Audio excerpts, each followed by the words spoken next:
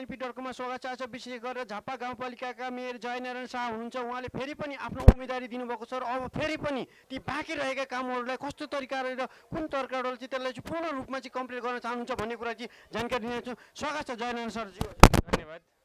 विशेष गरेर अबको फेरि उम्मेदवारी छ, हजुरको खास उम्मेदवारी चाहिँ खास के योजनाहरू बाँकी छन् त्यसलाई पुरा गर्नको लागि? म योभन्दा अगाडि 5 वर्ष निर्वाचित भएर मेरा योजनाहरू जुन मेरा भिजन ल्याएको थिएँ ती कार्यक्रमहरू मैले सुरु गरेका कार्यक्रमहरू जुन अधुरो कार्यक्रमहरू छ, अधुरो योजनाहरू छ, त्यो योजनाहरू हामीले पुरा गर्नको लागि म पुनः फेरि एकपल्ट उम्मेदवारी दिएको छु। मेरा योजना अधुरा योजनाहरू छन्। मैले सबै टोलमा अहिलेसम्म पिच पुर्याउन सकेको छैन। लगभग 55 किलोमिटर पिच पुर्याइसकेका छु, तर अब धेरै अधुरा पिचहरू छ। त्यो पिच सबै टोलमा मैले पिच गर्नको लागि मेरो उम्मेदवारी रहेको छ। सबै टोलमा मैले बिजुली पुर्याइसकेको छु। सबै खेतमा मेरो बिजुली पुर्याउने लक्ष्य रहेको छ। मेरा यी कारणले गर्दा म पुनः उम्मेदवार भइरहेको छु। यहाँका आदिवासी जनजाति मधेसी जो सुकुम्बासी हुनुहुन्छ धनीपूर्जा वितरण गर्न बाँकी रहेको छ। हामीले उहाँहरूको निवेदन दर्ता गरिसकेका छौँ। धनीपूर्जा केही दिन हामी निर्वाचन पछाडि उहाँहरूको जग्गा जो ऐलानी जग्गा छ नाप्न तयारी गर्दैछौँ। नापेर सबै धनीपूर्जा दिनको लागि मेरो उम्मेदवारी रहेको छ। हामीले 5 वर्षमा हामीले विभिन्न जनताको हितमा बढी फाइदा प्रत्यक्ष रूपमा जनताले फाइदा होस् त्यो कार्यक्रमहरूलाई लागू गर्दै अझ ती कार्यक्रमहरूलाई बढीभन्दा बढी जनतामुखी फाइदा होस् त्यो कारणले गर्दा मेरो उम्मेदवारी रहेको छ। मेरो उम्मेदवारी यो कारणमा रहेको छ। अब कुनै परिवारमा मृतक भएमा हामीले संवेदना समेत लिएर जान्थ्यौँ। हामी संवेदना समेत लिएर जाँदै गर्दा रु 10,000 रुपियाँ दिने गरेका थियौँ। अब हामीले भनेका छौँ, मेरो घोषणापत्रमा लेखेको छु मैले, अब मलाई तपाईँहरूले माया गरेर जिताउनु भयो भने तपाईँहरूको दुःख परेको बेला तपाईँको घरमा म संवेदना समेत लिएर जान्छु र रु 20,000 रुपियाँ लिएर जानेछु। अहिलेसम्म हामीले जो विपन्न परिवार छ 20 युनिटको बिजुली जसले बाल्दै हुनुहुन्छ उहाँको 20 युनिटको पैसा हामीले गाउँपालिकाले रकम तिर्दै थियौँ। अब हामीले भनेको छौँ अब 100 युनिटको बिजुलीको पैसा हामीले तिर्दिन्छौँ। त्यसले गर्दा तपाईँहरूले 100 युनिट बिजुली बाल्नुहोस्, त्यो रकम हामीले तिर्छौँ। त्यसै गरी 11 र 12 क्लासमा जो विद्यार्थीहरू पढ्दै हुनुहुन्थ्यो 11-12मा पढ्ने विद्यार्थीमा लागेको फीहरू सबै हामीले तिर्दिने गरेका छौँ, तिर्दै थियौँ। अब हामीले भनेका छौँ अब यी जनता माविमा कलेज बनाउने र त्यो कलेजमा बिएसम्मको पढाइ निःशुल्क गराइदिने, त्यहाँ लाग्ने खर्च सबै झापा गाउँपालिकाले तिर्ने गरी मेरा कार्यक्रमहरू बनेको छ। हामीले सबै वार्डमा स्वास्थ्य केन्द्र बनाइसक्यौँ। स्वास्थ्य केन्द्रमा प्राविधिक समेत हुनुहुन्छ, औषधि उपलब्ध हुँदैछ। हामीले यसपालि भनेका छौँ अब 10 शैय्याको अस्पताल बन्दैछ। 10 शैय्याको अस्पताल त्यहाँ प्राविधिक समेत सबै डाक्टरहरू पिएचडी गरेका डाक्टरहरू राखेर सबै बिरामीको इलाज हामीले यहीँबाट गराउनको लागि अस्पतालको अन्तिम चरणमा छ। जो हाम्रो ठेका लागिसकेको छ त्यो ठेकाको काम त्यहाँ भवन निर्माण भइरहेछ। अन्तमा पुग्दै गर्दा यहाँका जनताहरूले प्रत्यक्ष रूपमा बिरामी भएपछि फाइदा हुनेछ। बिरामीहरूलाई उपचार त्यहाँ गर्ने नै छ र सँगै हामीले जोडेका छौँ हाम्रा जुन विपन्न परिवार हुनुहुन्छ, जो गरिब हुनुहुन्छ, सबै विपन्न परिवारलाई अब हामीले बिमा गरिदिन्छौँ। त बिमा मार्फत उहाँहरूको 1 लाख बराबरको ग्यारेन्टी औषधि बिमारीको उपचार अब झापा गाउँपालिकाले गरिदिनेछ। सबै विपन्न परिवारको त्यो कार्यक्रमले फाइदा प्रत्यक्ष रूपमा हुन्छ। हामीले सुत्केरी भत्ता 2,000 रुपियाँ दिने गरेका छौँ। अब ती 2,000 थोरै पैसा भयो। अब कुनै पनि महिला दिदीबहिनी सुत्केरी भएको बेला हाम्रो रु 5,000 रुपियाँ दिनेछौँ भनेर हामीले घोषणा गरेका छौँ, घोषणापत्रमा लेखेका छौँ।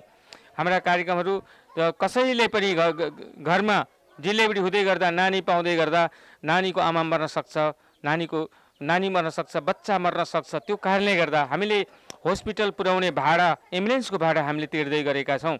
अब अहिले जाते भाडा मात्रै थियो, आउने भाडा पनि झापा गाउँपालिकाले तिर्दिने भनेर हामीले घोषणापत्रमा लेखिसकेका छौँ। त्यो कारणले गर्दा पनि मेरो उम्मेदवारीहरू रहेको छ।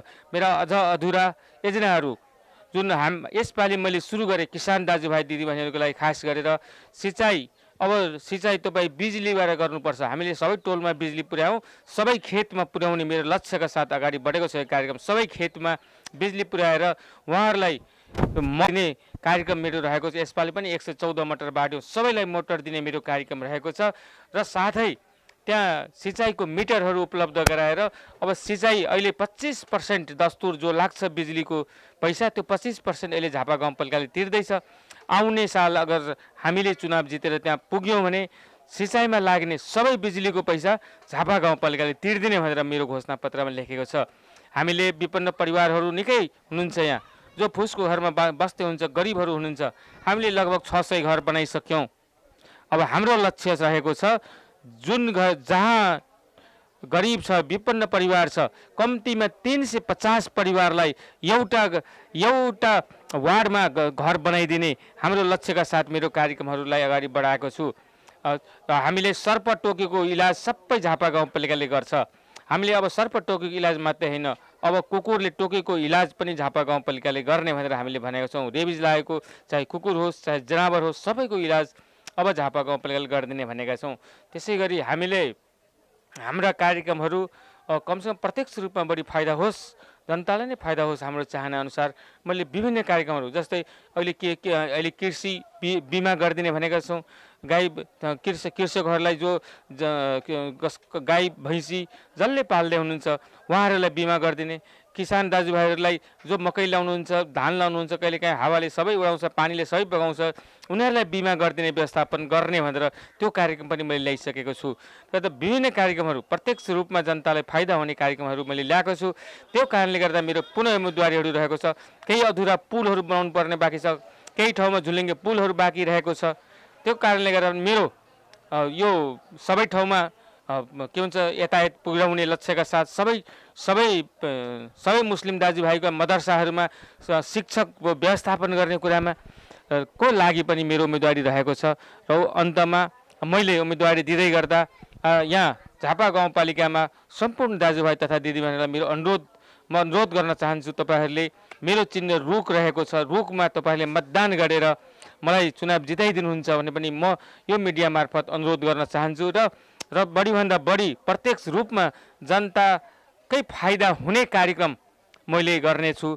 मैले योभन्दा अगाडि पनि जनताको हितमा चाहे त्यो 11 क्लासको फी होस्, चाहे 9 क्लासमा छोरीलाई साइकल दिने कुरा गरेको छु। अब छोरी सँगसँगै छोरालाई पनि 9 क्लासमा पुग्ने विद्यार्थीलाई साइकल दिने भनेको छु। हामीले यहाँ मकै जोनको कार्यक्रम लागू गरिसकेका छौँ। मकै जोन कार्यक्रम लागू भएकै कारणले गर्दा यहाँ 80% अनुदानका औद्योगिक जुन विभिन्न औजारहरू उपलब्ध भएको छ, 50% औजारहरू उपलब्ध भएको छ। किसान दाजुभाइको लागि हामीले अहिले पनि बिउ र मकैको बिउ, धानको बिउ, आलुको बिउ आदि दाममा 50% बाँड्दैछौँ। यो कार्यक्रमहरूलाई जनताको प्रत्यक्ष रूपमा फाइदा किसानलाई पुग्ने गरी हाम्रो कार्यक्रमहरू आउनेछ। त्यो अनुरोध अन्त फेरि गरेँ मैले कि हाम्रो रुख चिन्ह मतदान गरी हामीले भनेर प्रत्येक गाउँपालिकामा प्रत्येक मेयरले चाहिँ भन्छन्। तर तपाईँ आफै हिँड्नुभएको छ, तपाईँको त्यस्तो रुचि छ जनतामा, त्यस्तो चाहना छ कि जनताले चाहिँ तपाईँ घरमै बसे पनि जयनारायण शाहले चाहिँ आफै चुनाव जित्छन् हुन्छ नि, के हो? होइन, जनताले मलाई माया गरेको छ। सबै दाजुभाइ जनता झापा गाउँपालिकावासीले मलाई भन्नुभएको छ तपाईँ फेरि उठ्नुपर्छ भनेर मलाई धेरै फोन मार्फत प्रत्यक्ष रूपमा भेटेर भनेको छ। केही अधुरा कामहरू पुरा गर्नुपर्छ भन्नुभएको छ, मलाई माया गर्नुभएको छ, मलाई थाहा छ। तर पनि मेरो कर्तव्य छ, कम्तीमा मेरो इच्छा छ सबै झापा गाउँपालिकावासीको प्रत्येक परिवारमा, प्रत्येक घरमा मेरो पुग्ने इच्छा रहेको छ। त्यहाँको दाजुभाइसँग आशीर्वाद लिने इच्छा रहेको छ।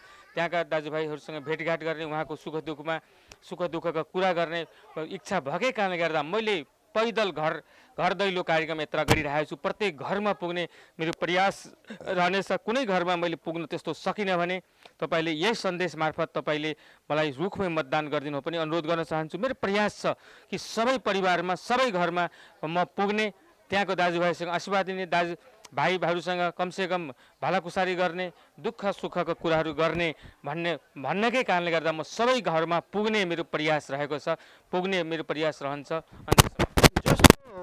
सबै गाउँपालिकामा सबैमा चाहिँ के छ भने गठबन्धन गरेर म हार्छु कि भनेर सबैजनाले गठबन्धन गरेर प्रत्येक झापा यता यो बारादसीदेखि लिएर तपाईँको दोमकदेखि लिएर मेची सबै छ। जयनारायण शाहलाई चाहिँ गठबन्धनको किन आवश्यक छैन? मैले गठबन्धन गर्न खोज्दा पनि अब मैले जनतामाथि बढी भरोसा लिएको छु।